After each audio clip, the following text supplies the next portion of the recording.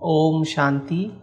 आज हम शुरू करने जा रहे हैं प्रैक्टिकल मैथ लेसन का पहला दिन। इस कोर्स में हम मैथ्स की बेसिक्स के बारे में सीखेंगे। तो आज पहले दिन हम नंबर्स के बारे में जानते हैं। नंबर्स हमारे डे टू डे लाइफ में, हर रोज़ के कार्य व्यवहार में बहुत ज़्यादा हम इस्तेमाल करते हैं, लेकिन प्रैक्टिकल लाइफ में हम नंबर्स किस प्रकार से यूज़ करते हैं और हम उसको किस प्रकार से और बेहतर तरीके से इस्तेमाल कर सकते हैं, उसके बारे में हम जानते हैं।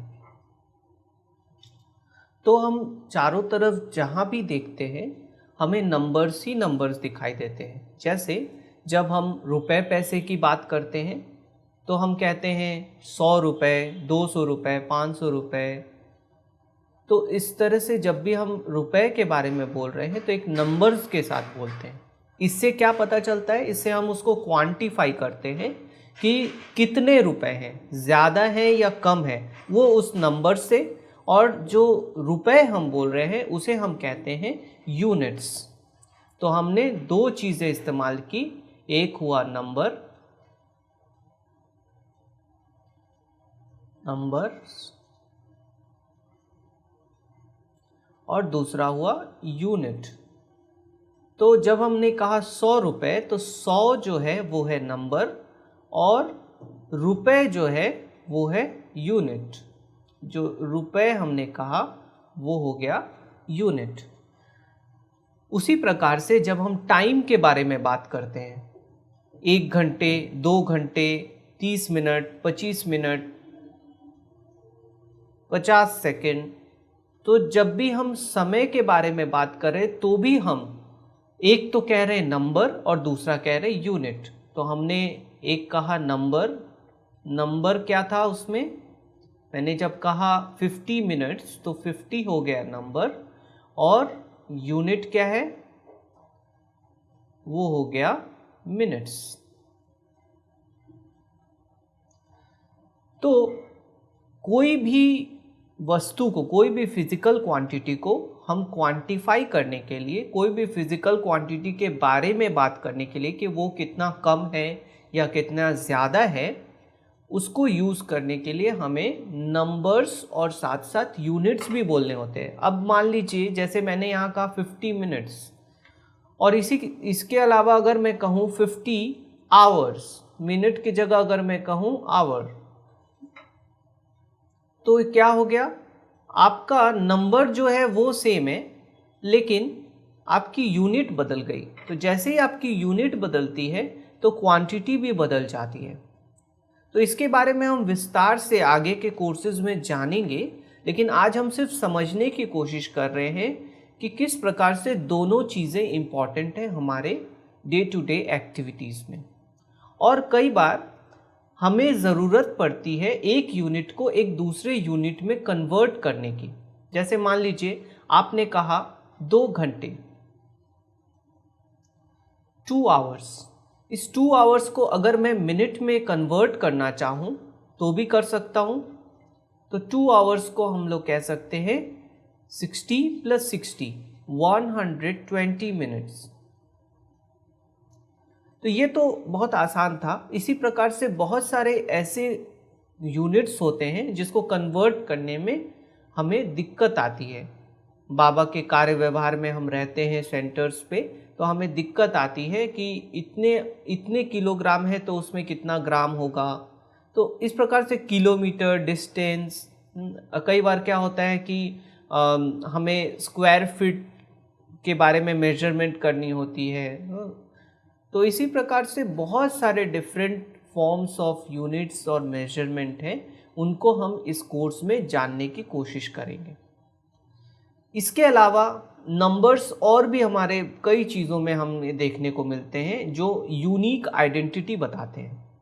मान लीजिए अगर पूरे भारत में जितने आधार कार्ड बने हैं, अगर वो सिर्फ नाम के आधार पर पहचाने जाते तो क्या होता? तो वो आइडेंटिटी कई बार यूनिक नहीं होती, क्योंकि 2 व्यक्ति के नाम एक जैसे हो सकते हैं।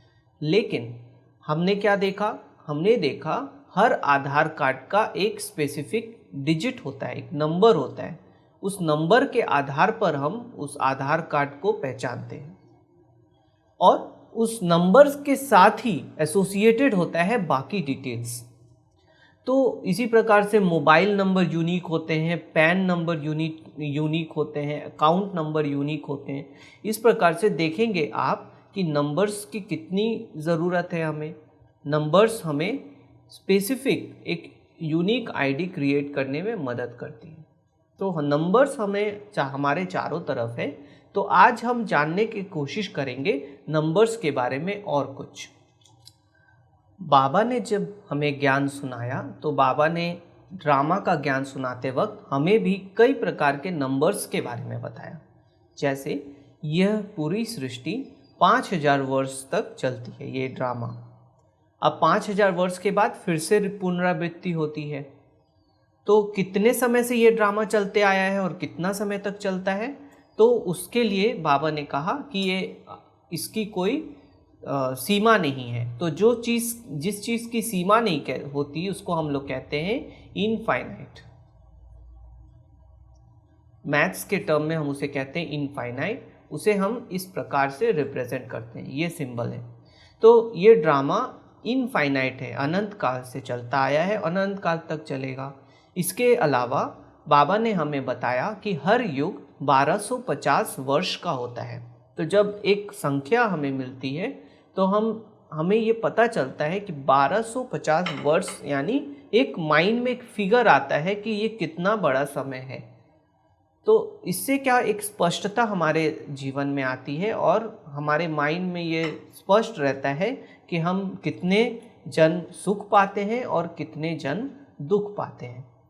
तो इससे क्या होता है, ड्रामा का ज्ञान हमें स्पष्ट होता है। तो बाबा ने भी हमें नंबर्स के बारे में बताया। उसी प्रकार से अगर हम सृष्टि चक्र के बारे में पढ़ते हैं तो वहाँ पे भी बाबा ने बताया, कितनी सुंदर तरीके से ये सृष्टि चक्र में हमें बाबा ने पूरे 5000 वर्ष का रहस्य 4 युगों के माध्यम से बताया।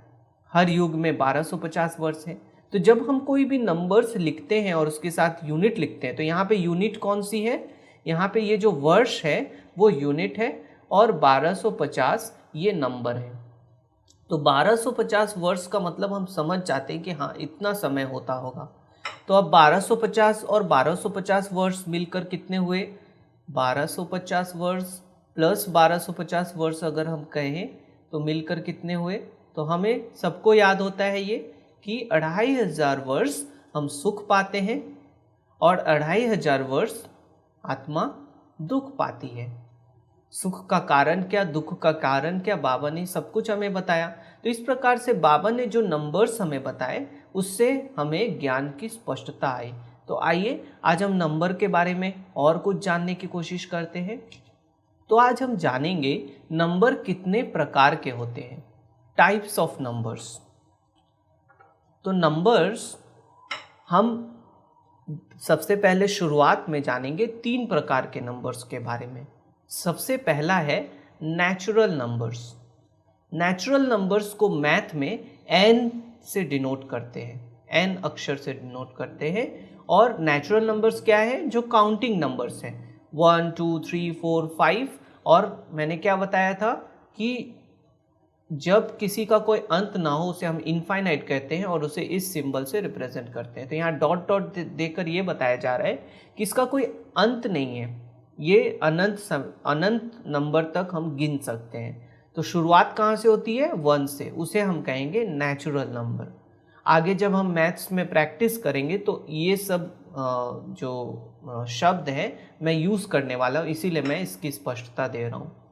उसके बाद आता है होल नंबर। होल नंबर जो है वो क्या है, जो सभी नेचुरल नंबर है वो इस होल नंबर में भी होते हैं, इसके अलावा 0 इसमें ऐड हो जाता है। तो इस प्रकार के नंबर्स को जो 0 के साथ साथ बाकी सभी काउंटिंग नंबर आ जाए, उस नंबर के एक ग्रुप को हम कहेंगे होल नंबर। होल नंबर को हम W से रिप्रेजेंट करते हैं मैथ्स में। उसके बाद आता है इंटीजर्स। इंटीजर्स में भी जो सभी नेचुरल नंबर है, जो सभी होल नंबर है, सभी इंक्लूडेड है। यहाँ पे आप देखेंगे ये 0 से शुरू होकर 1 2 3 4 अनंत समय तक चला जाएगा।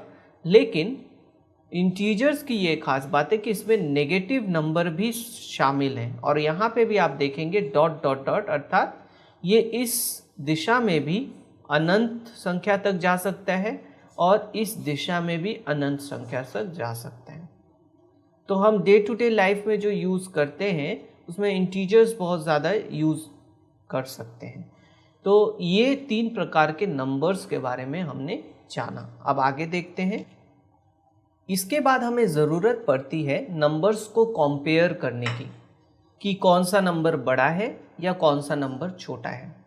तो ज़रूर उसके लिए कोई एक सिंबल होना चाहिए, कोई एक साइन होना चाहिए जिससे हमें पता चले कि ये नंबर उस नंबर से बड़ा है या छोटा है, और उसको हम किसी प्रकार से रिप्रेजेंट कर सकें। तो जैसे मान लीजिए मैंने यहाँ पे लिखा 7 और यहाँ पे लिखा 9। अब इन दोनों में से कौन बड़ा है और कौन छोटा है? तो इसको हम वर्ड्स में जब बोलते हैं तो हम कहेंगे 7 इज स्मॉलर देन 9। तो हम इसे कैसे रिप्रेजेंट करेंगे? या फिर 7 इज लेस देन 9, 7 जो है वो 9 से कम है, तो इसे हम कैसे रिप्रेजेंट करेंगे? Less than. तो ये जो साइन है इसे हम कहते हैं लेस देन साइन। तो यहाँ पे आप देख रहे हैं लेस देन साइन दिया हुआ है। तो जब भी पहले वाला नंबर बाद वाले नंबर से छोटा हो तो हम इस साइन का प्रयोग करेंगे। तो इसे आप याद रखने के लिए एक चीज़ याद रख सकते हैं कि मान लीजिए ये जो साइन है ये एक मगरमच्छ के मुंह जैसा है, एक क्रोकोडाइल के मुंह जैसा है, और वो उसी तरफ होता है जिस तरफ बड़ा नंबर होता है। तो इस प्रकार से आप तुरंत इसे पता कर सकते हैं कि किस तरफ इसको लगाना है। उसी प्रकार एक दूसरा साइन है जिसे हम कहते हैं मोर देन।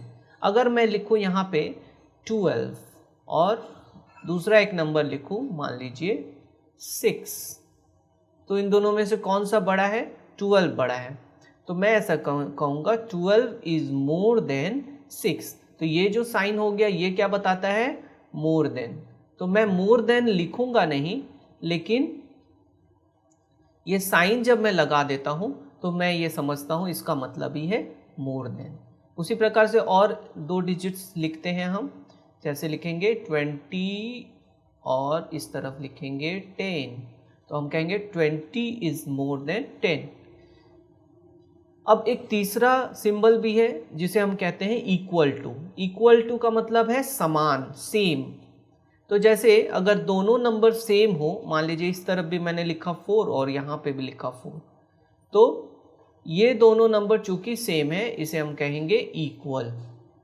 और एक तरीके से हम इसे रिप्रेजेंट कर सकते हैं, मान लीजिए यहाँ पे लिखा मैंने 9 और यहाँ पे लिखा 7 + 2, तो अभी भी क्या दोनों इक्वल है? 7 + 2 भी 9 होता है, इसलिए हम कहेंगे दीज आर इक्वल। तो ये सब सिंबल्स हम बहुत ज़्यादा मैथ में यूज़ करते हैं, इसलिए मैंने आपको इसके बारे में बताया। तो इसे हम ध्यान से थोड़ा प्रैक्टिस करेंगे। नंबर्स जब छोटे होते हैं तो हमें उन्हें बताना आसान होता है। जैसे मान लीजिए आप जब कह रहे हैं 9 रुपीज़, तो 9 रुपीज़ बोलने में बहुत सहज है, लेकिन मान लीजिए जब हम ऐसा लिखें 728, तो क्या हम ऐसा कहते हैं 728 रुपीज़? चलिए ऐसा कई बार कह भी देते हैं 728, लेकिन इसको प्रॉपरली कहने का क्या तरीका है? हम कहेंगे 728 रुपीज़, 28 रुपीज़। तो 728 रुपीज़, तो ये जो 100 है ये क्या बता रहा है? यहाँ पे 7 के साथ हमने 100 क्यों लगाया? क्योंकि ये उसका प्लेस वैल्यू है, उसकी प्लेस वैल्यू है। तो आज हम प्लेस वैल्यू के बारे में जानते हैं। 2 तरह के सिस्टम हमारे पास मौजूद हैं प्लेस वैल्यूज़ को बताने के लिए। यानी किसी भी नंबर को आइदर आप इंडियन प्लेस वैल्यू सिस्टम के आधार पर वर्ड्स में बता सकते हैं या फिर इंटरनेशनल प्लेस वैल्यू सिस्टम के आधार पर बता सकते हैं। जब हम इंडियन प्लेस वैल्यू सिस्टम को इस्तेमाल करते हैं तो हम किसी भी संख्या को करोड़, लाख, थाउजेंड, वंस, इस तरह से हम उस आधार पे बताते हैं। तो आइए एक एग्जाम्पल के साथ हम इसे समझने की कोशिश करते हैं। मान लीजिए मैंने एक नंबर यहाँ पे लिखा,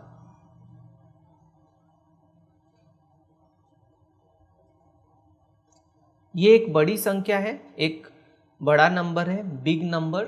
तो इसको हम पहले इंडियन सिस्टम के आधार पर बताने की कोशिश करेंगे। ये रहा इंडियन सिस्टम।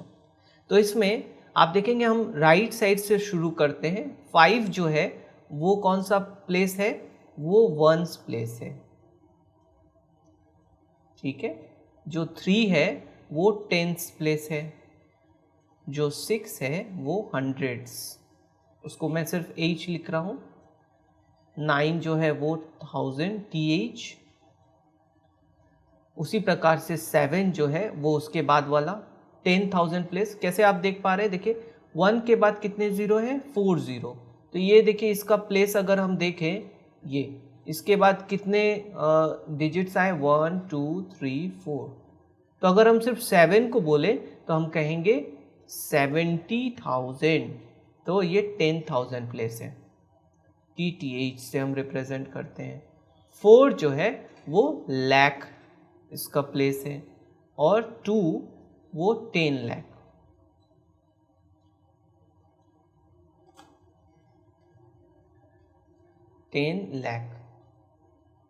तो ये सभी की प्लेस वैल्यू है। जब कोई नंबर्स हम लिखते हैं तो हर डिजिट की अपनी एक प्लेस वैल्यू होती है। इसके आधार पर हमें पता चलता है कि उसकी क्या संख्या है। तो अब हम इसको अगर हम वर्ड्स में बोलें तो हम कहेंगे 24 लाख। देखिए अब ये 24, ये लाख के घर में आ गया।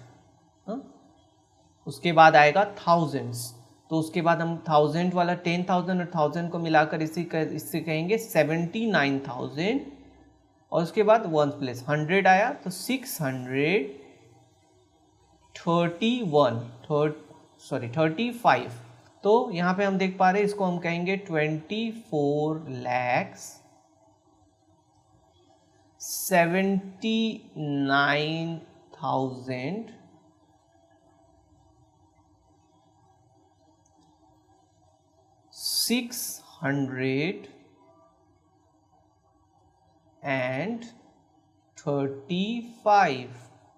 तो आप देखिए ये जो संख्या है, इसको अगर हम इस प्रकार से नहीं बोलकर अगर सीधे डिजिट्स में बोलते हैं, 24,79635, इतने रुपए हैं मेरे पास। तो क्या आपने किसी को इस प्रकार से बोलते हुए सुना है? नहीं।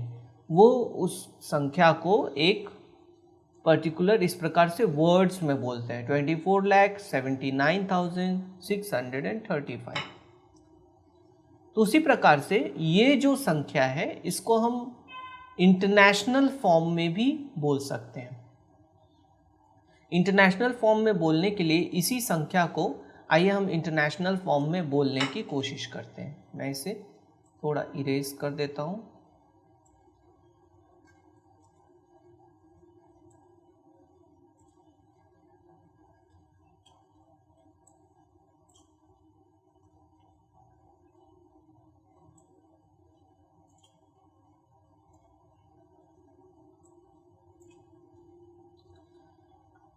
तो आइए हम इसे इंटरनेशनल फॉर्म में बोलने की कोशिश करते हैं। 5, तो 5 कौन सी प्लेस है? Once, same. इसे उसके बाद है टेंस,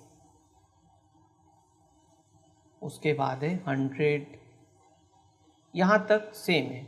इसके बाद है 1000, ये भी सेम है दोनों में। उसके बाद है 10,000, ये भी दोनों में सेम है। अब यहाँ पे देखिए, जब हम इंडियन सिस्टम में या हिंदी में बात करते हैं तो हम उसे लाख कहते हैं, लैक्स कहते हैं। लेकिन जब वो इंटरनेशनल सिस्टम में बात करते हैं, अर्थात आप अगर यूनाइटेड स्टेट्स में बात करें या यूरोप में बात करें, तो वहाँ पे लोग लैक वर्ड का इस्तेमाल नहीं करते। तो वहाँ पे हम उसे क्या कहेंगे? 100,000।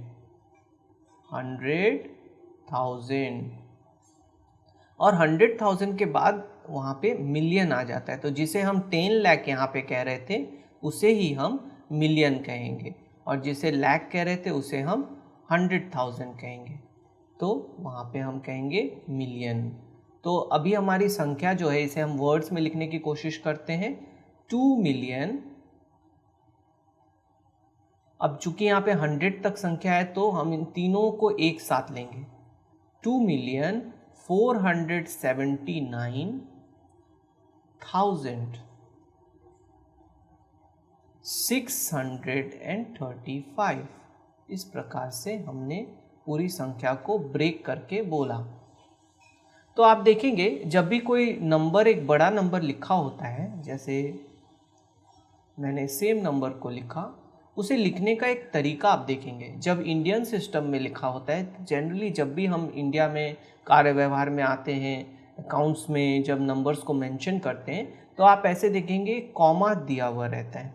इस कॉमा को हम लोग इस आधार पर देते हैं। जैसे आपने देखा वंस में जो 3 संख्या आती है उसके बाद एक कॉमा, और उसके थाउजेंड्स में जब 2 संख्या आती है उसके बाद एक कॉमा, उसके बाद फिर लैक्स में 2 संख्या आती है उसके बाद एक कॉमा। यहाँ पे कॉमा नहीं दिया हो क्योंकि इसके पहले और कोई नंबर नहीं है। अगर कोई नंबर होता तो हम यहाँ कॉमा देकर वो वाला नंबर यहाँ मान लीजिए लिखा हुआ होता। तो इस संख्या को हम कैसे बोलेंगे? तो अभी देखिए, ये लैक्स के लिए, ये थाउजेंड्स के लिए, ये वंस के लिए, तो ये किस लिए है? ये करोड़्स के लिए। तो इसे 71 करोड़, 71 करोड़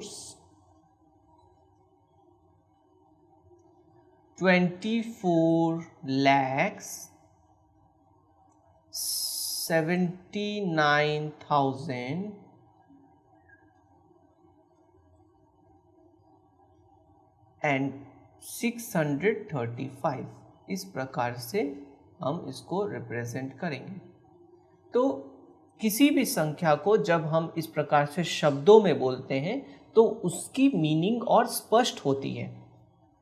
तो ये सिर्फ रुपीस की बात नहीं है। हम रुपए पैसे को बोलने के लिए करोड़, लैक्स और थाउजेंड का इस्तेमाल नहीं करते, लेकिन किसी भी यूनिट को, जैसे मैंने बहुत प्रकार की यूनिट्स के बारे में आपको बताया, जैसे डिस्टेंस भी एक यूनिट है, लेंथ या डिस्टेंस, कितनी लंबी है कोई चीज़ या कितनी दूर है कोई चीज़, तो उसे हम डिस्टेंस कहेंगे।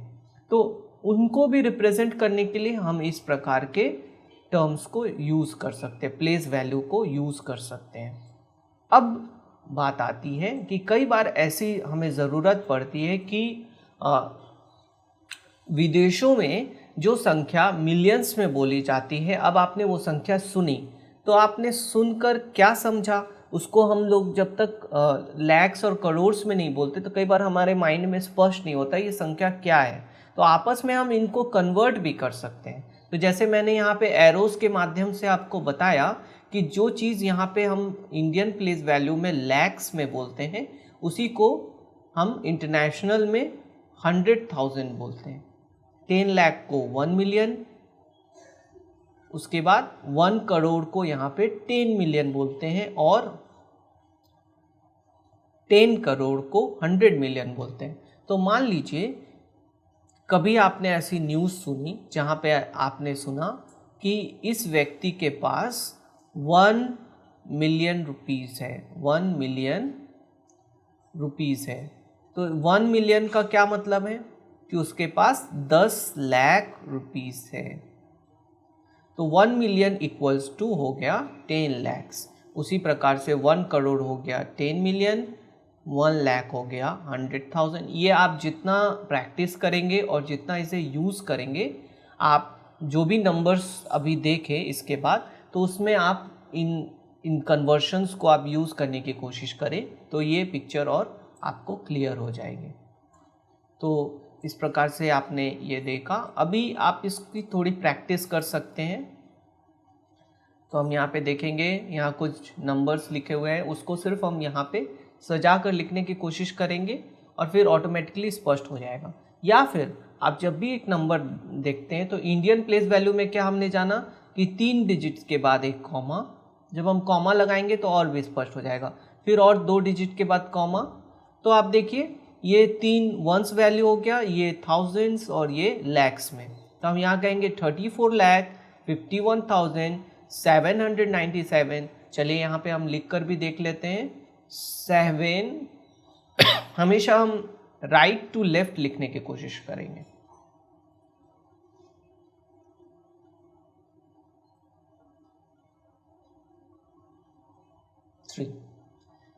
तो अब हम इसे क्या कहेंगे 34,51,797। उसी प्रकार से दूसरा वाला नंबर यहाँ पे लिखते हैं, फिर से पीछे से राइट साइड से राइट टू लेफ्ट हम लिखेंगे।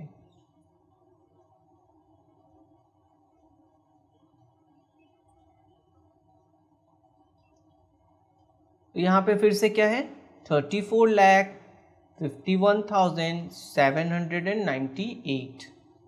तो अगर मैं यहाँ पे कोई और संख्या लिख दूँ, मान लीजिए यहाँ पे तो लिखूँ मान लीजिए 5, तो आप इसे कैसे बोलेंगे 5,34,51,798। तो इस प्रकार से आप देख पा रहे हैं कि हम इसको इंडियन प्लेस वैल्यू सिस्टम में किस प्रकार से हम बोल सकते हैं।